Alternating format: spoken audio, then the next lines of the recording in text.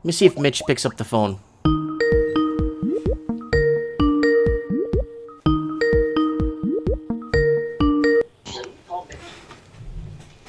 Yeah, Mike. Hey, how are you, Mitch? Good. How's it going? I see you going nuts in the comment section. Yeah, there's a lot to talk about, even though some of it may not be housing related. Well, it all ends up home when it's homelessness. It's housing related. Yeah. You know, Um, it all ends up home in the end. hey, Mike. Before I forget, have you ever looked into a website called "For the Love of Old Houses"? No, what is it? Well, my gal in the Philippines always sends me pictures of that website, and there's houses. Most of them are from the eastern United States, but some are from northwestern Europe, and they're beautiful homes that are featured. Um, there's a variety of price ranges, but most of them are pretty Oh, very affordable, and they're just gorgeous. A lot of character for but the the love of problem, old Mitch, houses. Mitch, I have the website open. This could start a riot on my channel if I show people the prices of these beautiful homes. This might start a full-blown riot on the channel. So here it is, guys. This, I'm warning you now. I don't want any problems on the channel because we could have a huge riot right now. Because when people see this beautiful home in Pennsylvania, wow, that's gorgeous. 299,000. This beautiful home in this Victorian home in Indiana for 250. Wow, 7,600 square feet. Wow.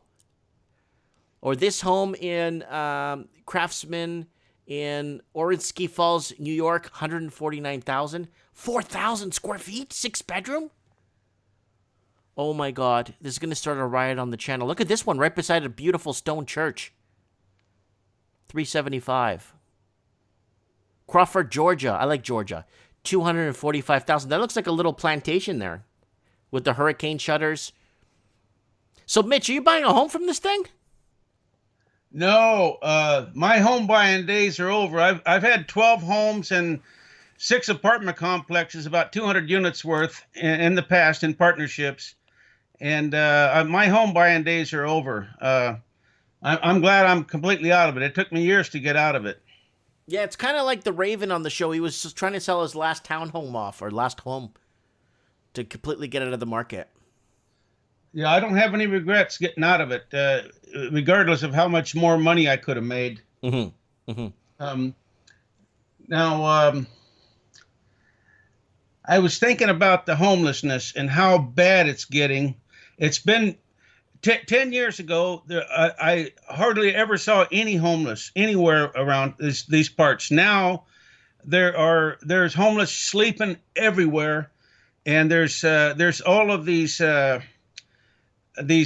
organizations that help homeless and food banks and things like that. You know, they give out clothing and free meals and boxes of food and stuff all over this area right where I'm at, and they congregate here and they come in. Some a lot of them are transients. They move. They have a circuit that they move in, and move to place depending on the weather and depending on what they hear the benefits are in the different areas and availability and how much that the cops leave them alone and everything. But it's growing so fast. Right now, I see it more and more and more every day. I walk right through the heart of the homeless area here every single day, rain or shine.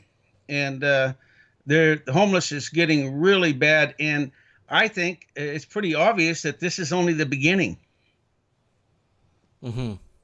So I don't see how housing can hold up when the economic conditions are getting to this point, unless you have a really powerful immigration or high birth rate and an economy that can support house payments.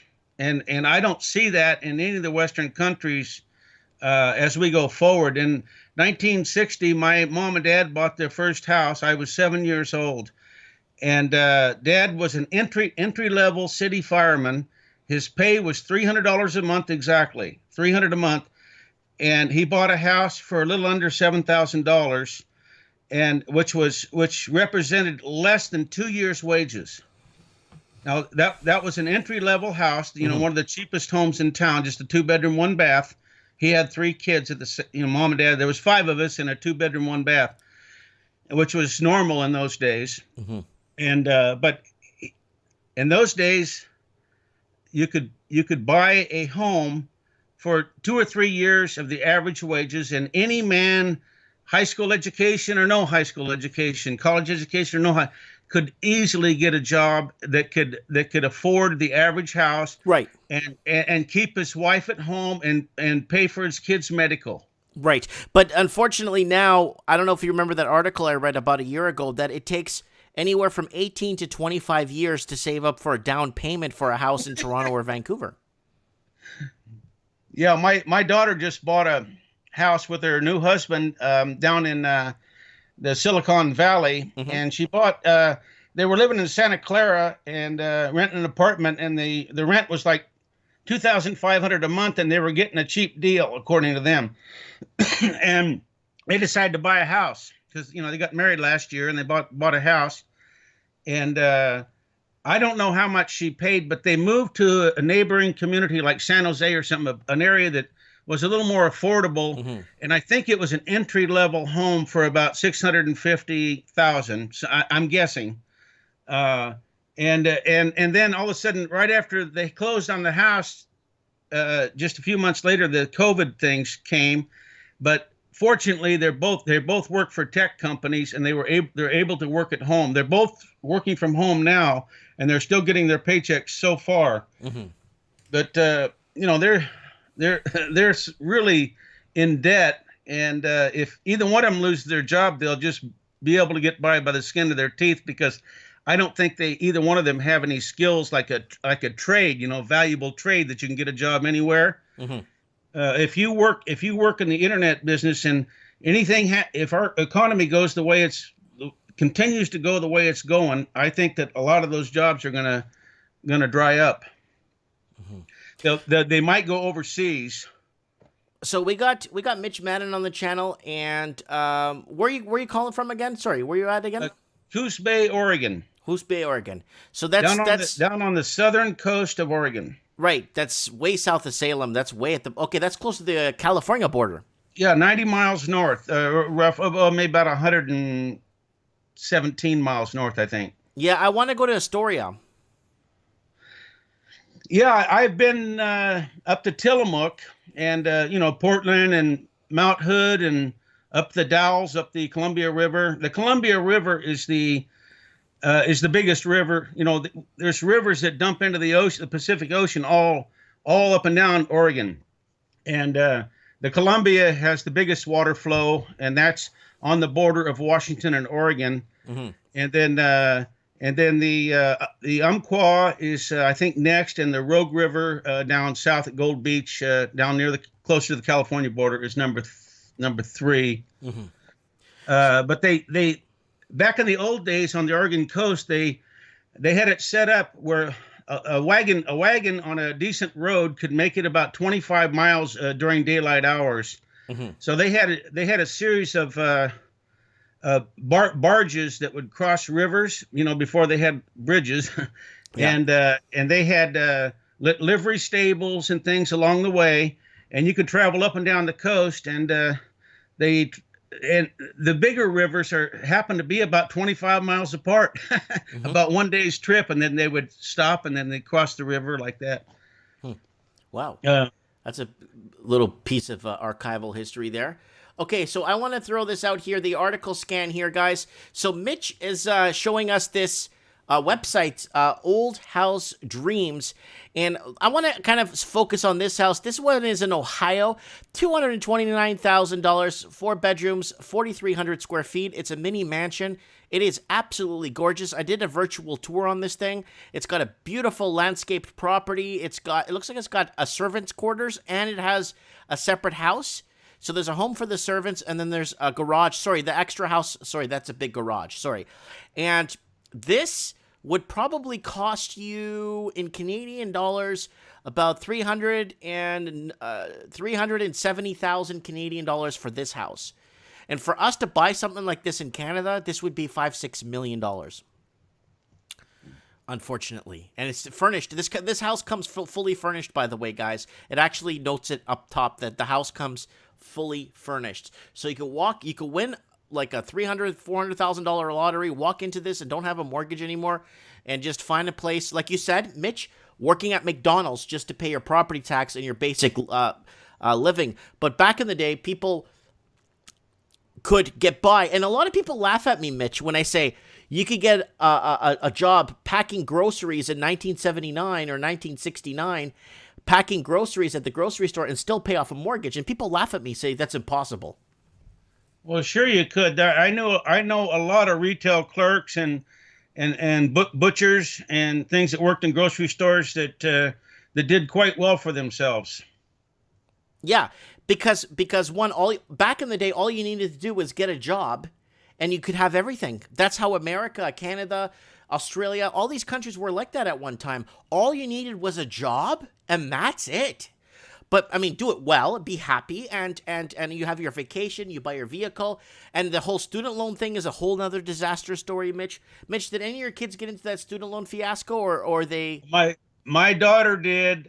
She got a bachelor's degree up at George Fox University, which is one of the two highest rated on Forbes magazine colleges in Oregon, Reed College and George Fox, and 1 and 2.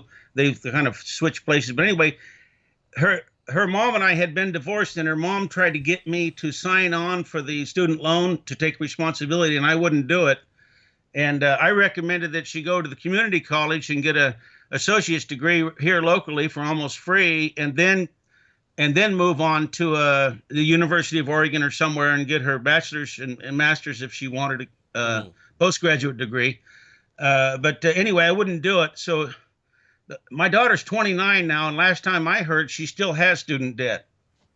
Oh yeah, you pay student debt pretty much till you're the average person to pay off student debt if they took it 1 year after college, like 1 year after high school. They did the mathematics, and you pay the minimum payment plus minimum payment plus an extra 10% on that. So the minimum payment is 300, and you pay 330, like a little extra. It will take you till you're 76 to pay it off. Yeah, the current dilemma in the student loans, which I think the balance of student loans owed is, I don't know, 1.7 trillion. It's just unbelievable. That started, I think, around the first year of the Obama presidency. There was something. I'm not blaming Obama, but I think there was something that happened then that allowed the student loan thing to explode. Mm-hmm. Well, no, what happened was they started selling the fake narrative that you like. Remember Hill Dog? Hill Dog. Can I ask you a personal question? Did you vote for Hillary Clinton? No, I voted since I was 19 years old. When the 18-year-olds first got the right to vote, was my first election, and I voted Republican every single year, even though I'm a registered independent. Okay, the reason why, why I'm asking you this? But no, I voted for Ross Perot and I voted for Ralph Nader. Those are the only two non-Republicans I've ever voted for president. Ross Perot was the next John F. Kennedy. Yeah, I really believed in him, and I voted for him. I did too. I thought he was going to be the next John F. Kennedy, and then he was threatened by the other family that was running, and he stepped right down the next day. And he was winning in the polls. When he was running against Bush Sr. and Bill Clinton, and Clinton won with, I think, 43% of the vote or something like that. But Ross Perot, I read his book called "On the Wings of Eagles" before I voted for him, and that was about his computer software company was over in Iran working for the Shah to develop a social security system for the Iranian people at the time. And then when the Shah got taken out, when the Ayatollah Khomeini came back from France, the Ross Perot's people got put in jail. Yes. Ross Perot hired a famous colonel from Vietnam to run an operation to try to get his people out of jail, a covert operation, and he bought a bunch of Walther pistols and shotguns and all kinds of things. And Ross Perot actually flew over to Iran right during all the turmoil, and he got some fake like NBC or CBS press credentials, and brought some bags with some newsreels and cameras and stuff, and pretended like he was with the press. And his attorney, his family, all of his key people at his company down in Texas all said he shouldn't do it. He's rich and it's too risky. And he did it anyway because he was so loyal to his people that were working over there. Yeah. Oh, yeah. Oh, yeah. Okay, we got a 1903 classic, a Revelville in Orange. This is Massachusetts, I think. 8-bedroom, full 2 baths, and 15,406 square feet, $98,000. I want to see if Steve the plumber wants to get in with me on this. Holy crap. Steve can do all the plumbing, I could do all the talking, and then we could get you, Mitch, to do some of the sanding, and we could get the Raven to do some of the painting, and then we could like Airbnb like the 13 bedrooms or 14 bedrooms out, and then we could put a recording studio downstairs, and in the servants' room here, we could put like I don't know, like a party place that's like 24 hours parties, and like with strobe lights in it. And yeah, like, I mean, we could get something like that. I wonder if the Raven is interested. $98,000. How many bedrooms is this again? From my experience, the first thing I would do if I was interested in that property, I'd put an offer in, and one of the contingencies would be subject to a geological, a really highly credentialed person doing an inspection on that property, because at that price, for what it appears to be, there's something wrong. Who cares? Did you see that house in Australia that's selling for $3 million? Oh yeah, that dump. Yeah. Okay. I'd rather take this for $98,000 than buy that for $3.8 million.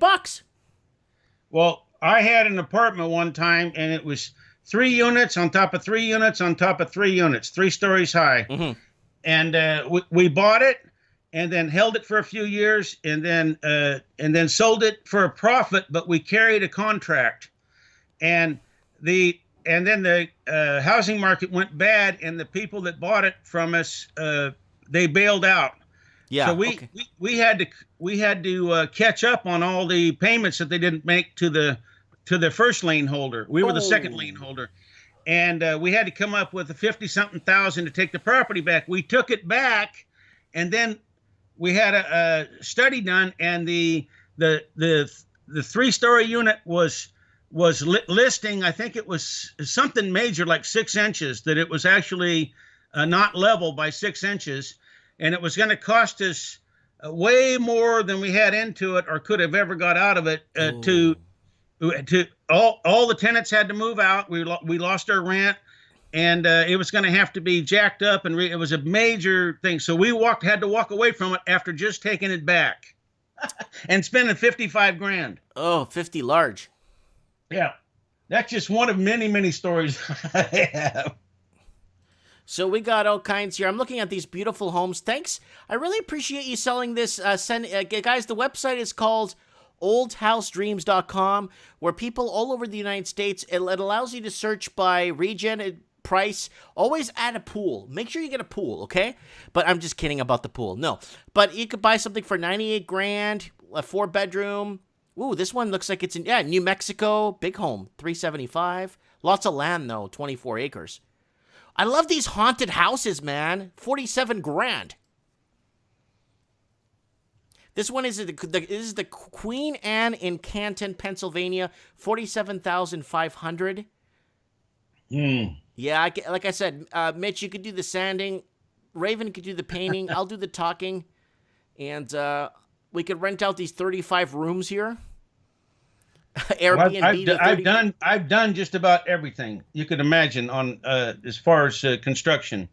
Almost everything. I used to have my buddy do the tile work, but I've done plumbing and electrical and roofing and framing and cement work and insulation and sheetrock and texture and you name it, I've done it. Mitch, is there any chance we could get you on Mike in the Night this Saturday? Are you busy? Oh, I'm almost always here, Mike. Yeah. Okay. Because I'd like to get you on Mike in the Night so we could talk about things that are happening. Do you think that vegetable guy that's running for president in your country, Joe Biden, Vegetable Joe, do you think he has a chance? I, if I was a betting man, I would give better than even money. I'd give odds that there's no way he can win. If if the Democrats had a viable candidate, I think they would have a real good chance because of the unbelievable, unprecedented level of opposition that Trump has from all quarters around the world. Um, and also because of the economic conditions and et cetera, et cetera. But Biden has he's got a really bad dementia. I think that as far as him being a crook, I think most politicians, or if not all, are pretty well could be described that way. So people might cut him slack on that. But I think he has some kind of a serious problem with dementia, and I just don't think. And of course, he was involved in the Ukraine and China with his sons and taking all kinds of bribes and graft and all that stuff, almost like blackmail. Mm-hmm. And but that's the way that politicians operate. That's a cesspool. You know, in 1960, the richest place in America was in Detroit City. Oh, and, Steel Wheels, buddy. Now the richest places all around Washington D.C. There's just thousands of lobbyists, and the lobbyists can put a lot of pressure on any congressman or senator, any representative or senator that they want to get anything they want done. They only need like 4 or 5 key guys that have a lot of heavy money. They can go in and pressure a politician to get them to move with the way that they want. Yeah, and, because it was it was a month or two ago. I saw him on TV or something talking about something, and he says, "Yeah, you know, I have a good chance to beat Donald Reagan," and it's like, no, Donald Reagan. He makes, it's not just gaffes, you know. People know the difference between a gaffe and a mental disorder, and he has some sort of dementia, and I just don't think that there's any way he probably wouldn't even know his name if he's still even alive after his first term.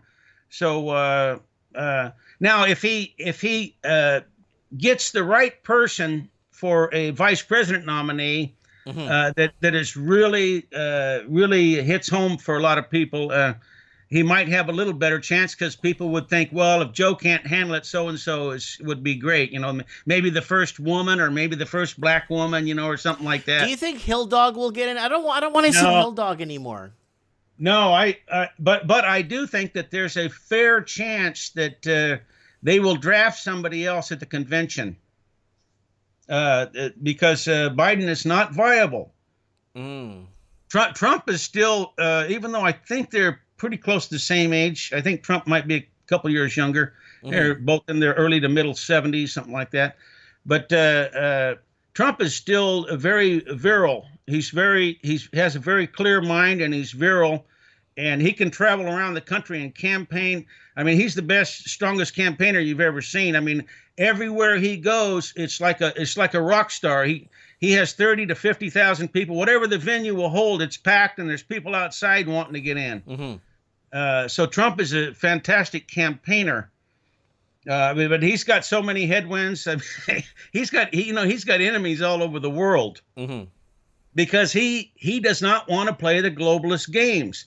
He wants to pull troops out of Germany. He wants to reduce, you know, we still have troops in Okinawa from World War II, in Germany from World War II, and mm-hmm. I believe in Italy from World War II, in Korea from the Korean War. Mm-hmm. You know, tens of thousands of troops in all these places, and we've got military bases. We've got Iran. If you look on a map and look at our military bases, we've got Iran totally surrounded. We've got military bases completely surrounded Iran. Yep. Yeah. And and he wants to, he said he's questioning whether the United Nations is even something that needs to be around or we need to contribute to, and complaining about people not paying their fair share. Hmm. He was even questioning whether NATO is still viable, because NATO was established to to halt the communist aggression, the Soviet Union, and the Soviet Union is no more. So why do we need to even have NATO? So he's starting to question, and he dropped out of the PPE or something like that. Not the PPE, but he dropped out of a lot of things that Obama was going for. That was an international thing, which turns over some of this. We lose sovereignty, one step at a time, either internationally or within our borders individually. It just happens one step at a time. They just chisel away at it. But Trump has been trying to reverse that, so he's making all these enemies. Yes. I'm not saying that I like all the stuff that Trump says. He's full of crap about the greatest economy in the world, Yeah. But Are we talking about Donald Reagan? Okay, Joe. Okay, hold on. I got a question here from Afzal Khan asking, Mike, should I buy a house or not in Vancouver, Delta? Don't seem easy price. Don't buy anything right now, Afzal, at least until the next quarter. But if you want to wait, okay, you know what? If you do your own calculations and your total debt service ratio is within 35%, and you need a place to stay, then I say go buy it if you want, but be expected to take a big loss. I say to wait another quarter and see what happens with the next job numbers, and see what happens with the Chinese investors might rush into the market. So balance out your situation, Afzal. Please balance it out. Find out if you could afford it. If you could afford it, how much are you putting down? Could you sleep at night knowing you're going to take a loss, right?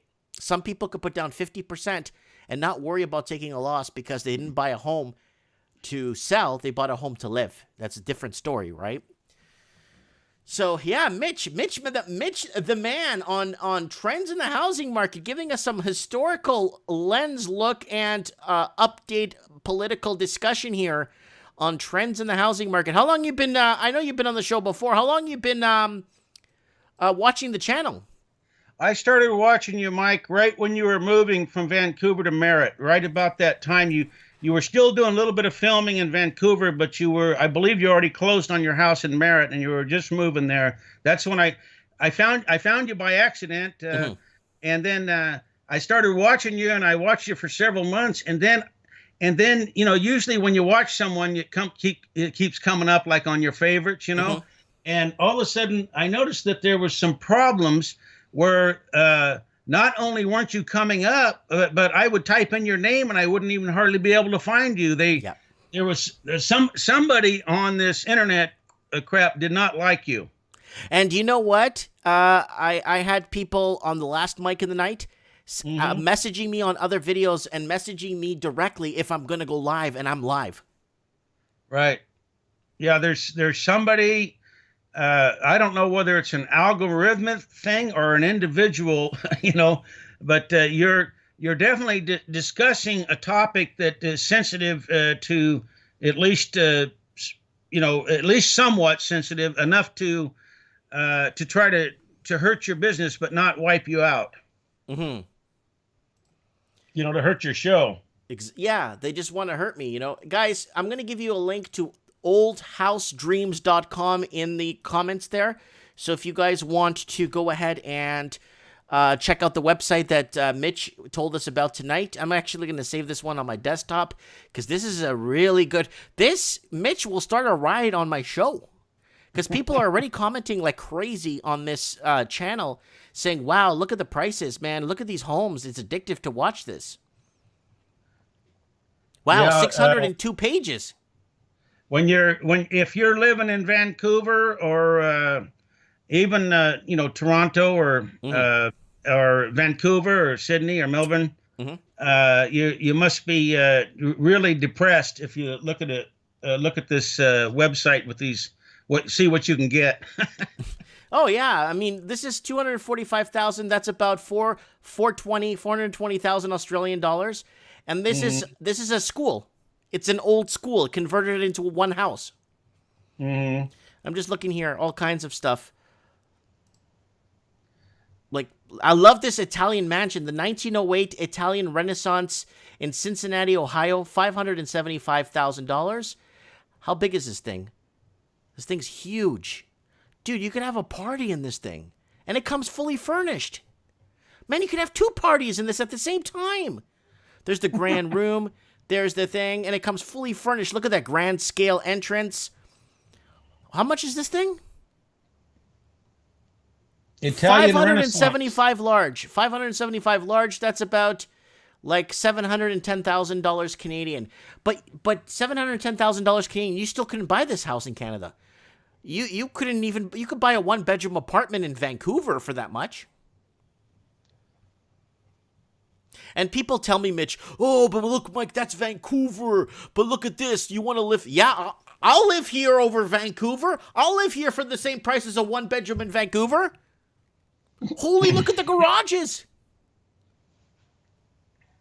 Oh, my God. Yeah, that's why the house comes with a state apartment on the side.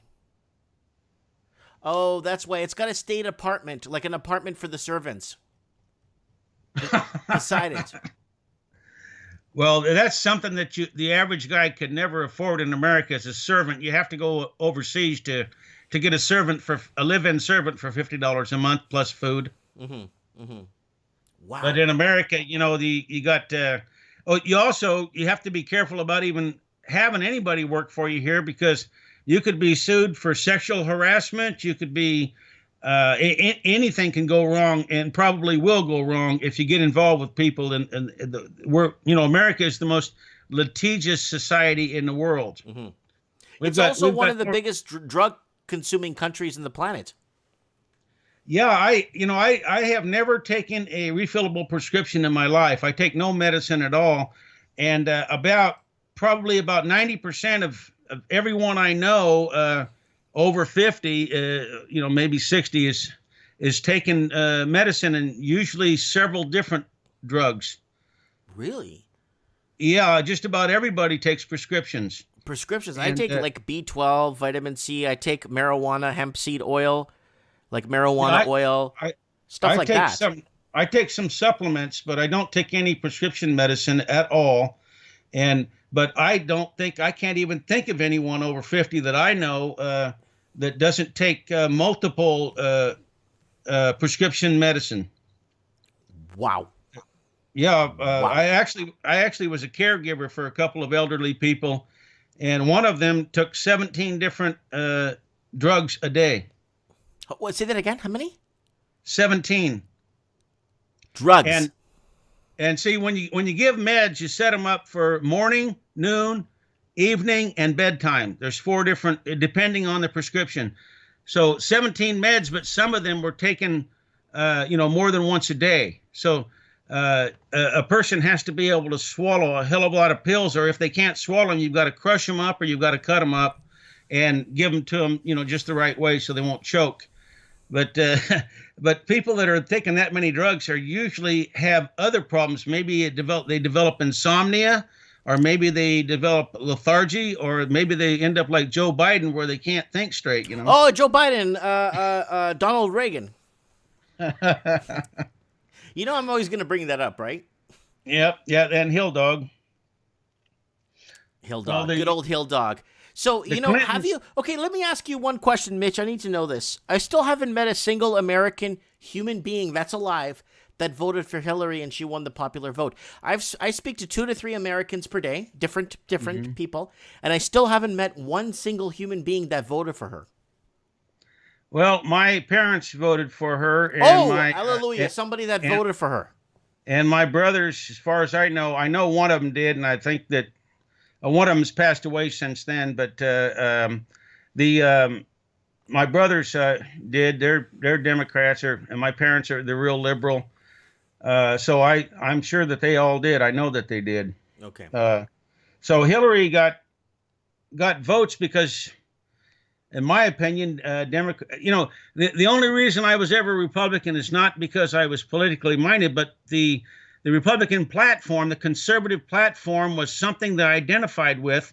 The sense of, they smaller government, lower taxes, and strong defense, but is the best way to prevent war. And those type of platform ideologies, and promoting ethics, morality. They were against abortion, which I'm against, and traditions, customs, morals like that. So that's, I believed that the Republicans represented that, but I was wrong. They're not much different than the Democrats. There might be some slight variations, but most of them are bought and paid for by the lobbyists. That's my opinion. And corporations and big, big money. Okay, Mitch, I'm going to let you go because I'm wrapping up the show. It's my 2 hours. Buddy, okay. I really appreciate you taking the time and talking to me, talking to us today. I really appreciate you guys. Don't forget to check out Mitch's recommendation of a website. It's called Old House Dreams. Let me go back home of the home in here. I'm going to put a link to the, here it is. There's a link to the website we've been looking at. If you're living in Australia, New Zealand, or Canada, I'm really sorry that you have to see this. I'm not trying to start a riot anywhere or a problem, but I just want you guys to know, And, okay, Mitch, God bless you. Thank you so much. All right. Good night, Mike. Good night, all. We'll see you. Okay. That is Mitch Madden. Oh, man, is he full of information? Holy crap, that guy knows everything. Very good ally to have on the channel. I really appreciate him taking his time and watching me since I moved from Vancouver. That's like 4 years ago. Wow, I really appreciate that dedication. People just watching and being part of the community here, I want to get Serenity now on the channel. I want to get M. Howden on the channel. I want to get Goldie Silver on the channel. Big Rob New Zealand, I got to get him on the channel. Randall Alexander on the channel. We need all these people on the channel. Antonio Ruvalacaba. I need Antonio on the channel. I need everyone to come on the channel, please. I need everyone to make an appearance here on Trends in the Housing Market or Mike in the Night, whatever you feel more comfortable about. Please come on the show. Let's go back to article scan. Guys, one last plug. Guys, don't forget to subscribe to the channel and set your reminders for upcoming shows. Mike in the Night, In Touch with the Ground, this Saturday. Don't forget to buy something, a mug or something on Teespring if you want to have your coffee with me. Happy Portugal Day today. Here's my kids celebrating our culture, heritage, food, wine, music. Viva Portugal. And here is my Instagram, guys. If you guys want to send me a message on Instagram, please do so if you don't mind. If you want to add me, follow me, or whatever you need to do. Housing ripoff. Guys, here's a channel tip for the channel. Go to the channel, click on the magnifying glass, and type in ripoff. And you find all kinds of properties that are going, oh, look, Bart Simpson's here. All kinds of properties going for ridiculous, crazy. Oh, and watch this one, ripoff taxi ride. This taxi ride ripoff. Watch that one, too, if you're bored. And don't forget to support Lord Humongous on Patreon. He's going through a pretty tough time right now. So there's Lord Humongous on Patreon. Mike Martin's boss level, $10 a month. This is Lord Humongous directly. I no longer have a Patreon. And Portugal Day. I want to thank everybody for wishing me a happy Portugal Day. It really means a lot to me. And I want to thank everyone that came on the show tonight, everyone that made part, that takes part. Mitch Madden, man, thank you so much, man. I hope you could come on Mike in the Night. Hopefully we could get Supreme Cannon on. I want to get Rex Cohan on the show. I think he got arrested down in South Carolina, so we got to get him on the show and find out what's going on. And yeah, so I want to thank everyone in the comments. Marge, M. Howden, Aquarius, lots of love. Craig out in New Zealand, thanks for joining us. Big Rob New Zealand from New Zealand. MT in the house. And Antonio Ruvalacaba in the house. Craig Cook again in New Zealand. We got Toby Cooper. We got Lord Humongous. We got Randall Alexander. We got Real Kevin Thompson. We got Layla out in Syria watching us. We got Tino C. Tino, ¿cómo estás, mi hermano? I forgot about Tino. Yeah, man, Tino, you gotta call on the show next week, SA. We need to know what's going on, man. We got Tino C, SA. Llámame el próximo sábado. Yo necesito hablar contigo para saber cómo estás y cómo están las cosas. Anyways, we got... I should be talking Portuguese instead. It's actually Portugal Day. The Raven. Did we say Lord Humongous? I think we did.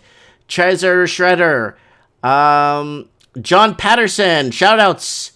We got, who else? Real Kevin. All the same people. Goldie Silver. Serenity Now. I think I said that. Afzal Khan.